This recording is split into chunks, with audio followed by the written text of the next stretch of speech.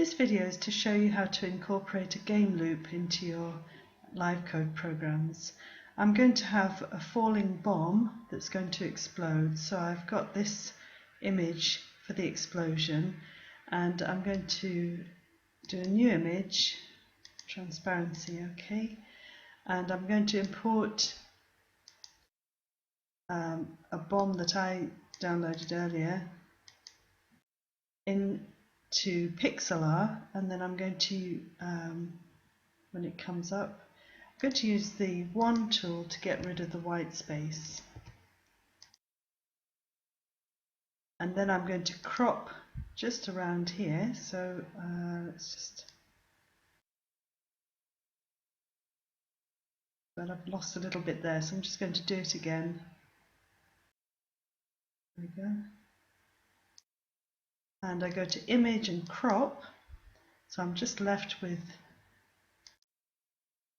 bomb itself, and I would choose PNG, press OK, and I would save it to my pictures library, which I have done earlier, so I'm just going to cancel that just now, and I'm going to go into live code and bring up, and I'll just drop this down onto the taskbar.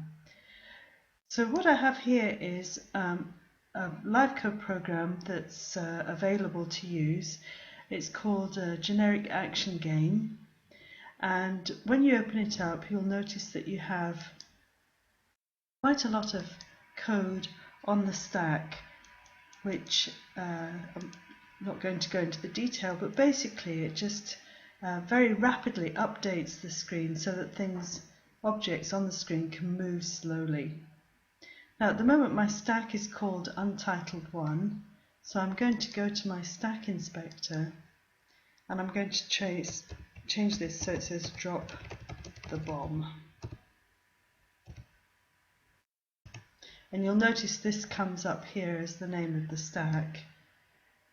You'll notice the 2 here, that means that I'm on the second card, and this is where I'm going to collect the images that I'm going to use for my program. So I'm going to import the bomb, so I go to import as control image file, and from my pictures library I'm going to pick up the bomb that I saved. Now at the moment it's quite large, I want them to be more or less the same size. I'm holding down the shift key to resize it proportionately, and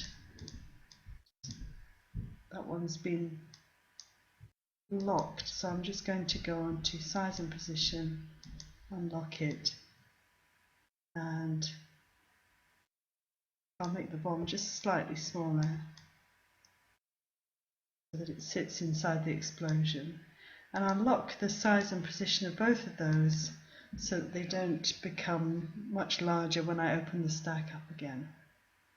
So I have my images ready to use, and now I'm going to go view, and I'm going to go back to the first card, and you'll notice that I've got, just move that out of the way, 2 buttons on the card already. One says start, and on that button it just says on mouse up to start the game, and unsurprisingly on the stop button it says stop game. So both of these buttons are calling handlers that are elsewhere. So let's just look on the stack. Well, this one's called pre-open stack, this one's called activate screen updates, p frame rate.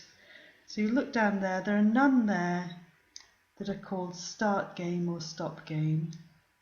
Let's look at the card, and there they are, start game and stop game. And you have this Boolean variable called sGame running, the stack game running, and it's true when you start the game and it's false when you stop the game.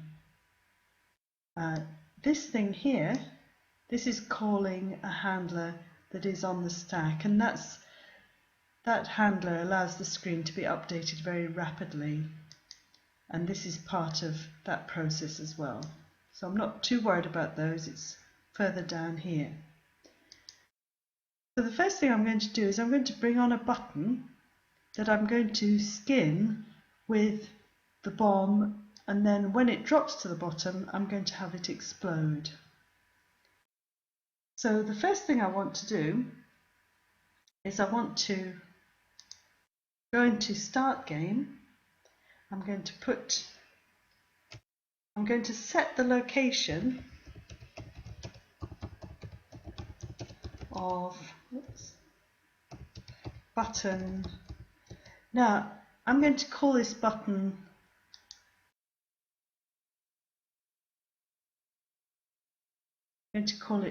bomb,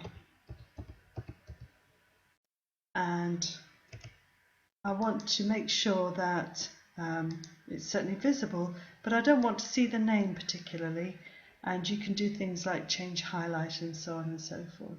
What I do want to do, if I go into icons and border, I want to change this so that it is the bomb. So what I'll need to do is to just check the ID number of the bomb. So I'm just going to go to the second card, click on there, and you'll notice that the image has the ID number 1024. So I'll go back to my first card and I'm going to change the icon of this to 1024. And I'll have to resize it a little bit so that I can see the bomb. Now I don't want a border on it.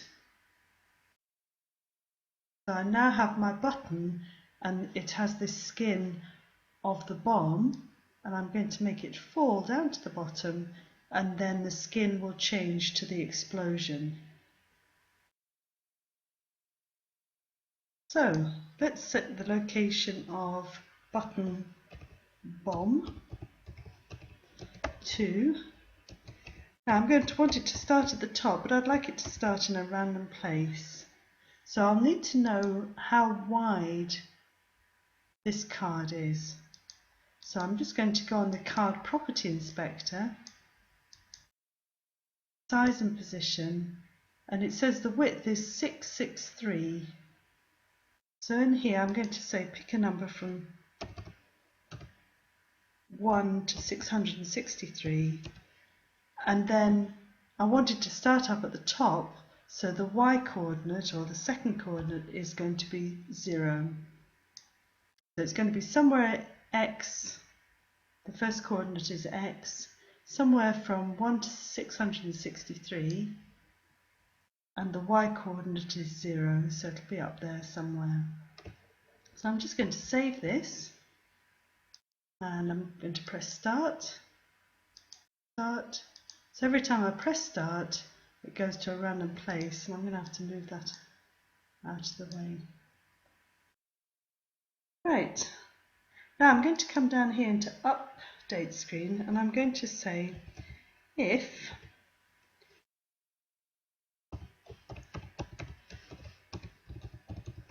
the game is supposed to be running, so I'm going to say if sGame running is true, then, so this means my game is running and I want to move the bomb down the screen. So I'm going to set the bottom of button bomb to, I'm just going to copy this bit here. So Control C to copy, Control V. So I'm going to set the bottom of this bomb to whatever it is, +5. So it's gradually moving its way down the screen. So I'll go +5. And I'll just show you where that property comes from. If you go on to the bomb and you go to well, in fact, size and position, we've got its width, its height, the location of it is the center of it, and here's the bottom. It's at the moment the bottom is at 60, so it's moved down 60, and we want to add 5 to make it go down the screen. Let's just see what happens. Nothing not yet. Let's go on with the code. So, if the bottom of button bomb, now I want to know if it's got towards the bottom of the screen, because if it's got down to about here, I want it to explode. I'm going to say if the bottom of button bomb is more than, now the whole screen, well, it's about 524 now, so I'm going to say if it's more than 520, then I want to set the icon of button bomb. This is where I turn it so that it looks like the explosion. To, now I need to know what the explosion is, so I'm going to go View, Next, and that is image ID 1019.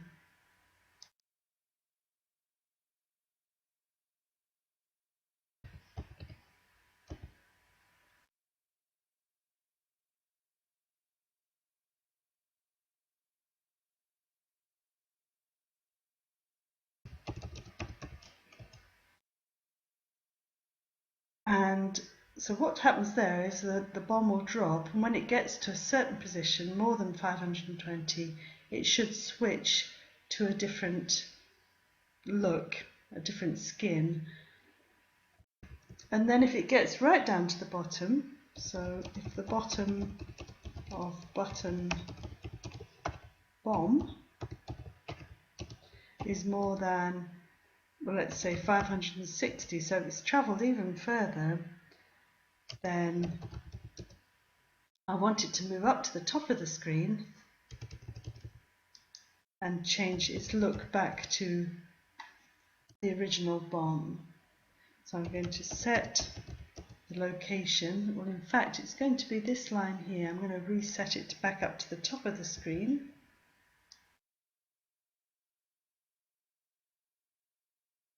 And I want to set the icon of the button back to 1024.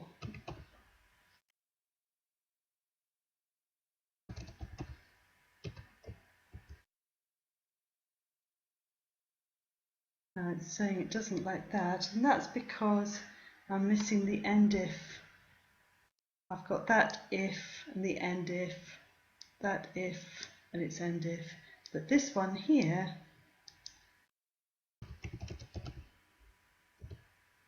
let's just save that. Let's see what happens.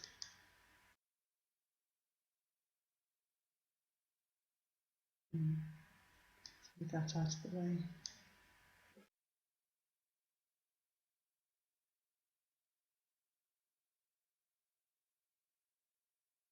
Now I could add in a little bit here to make a bomb sound. So I'm going to play the audio clip,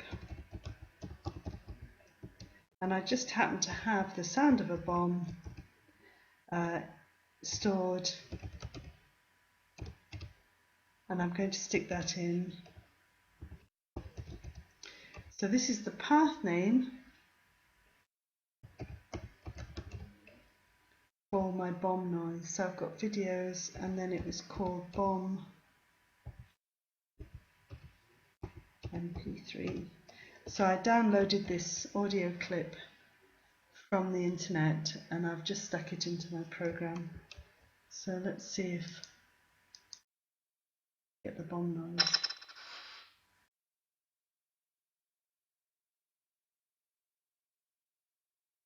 So slightly strange bomb noise. So that's the end of part one, and in the second part I'm going to add in an object that will move along the bottom here using the arrow keys.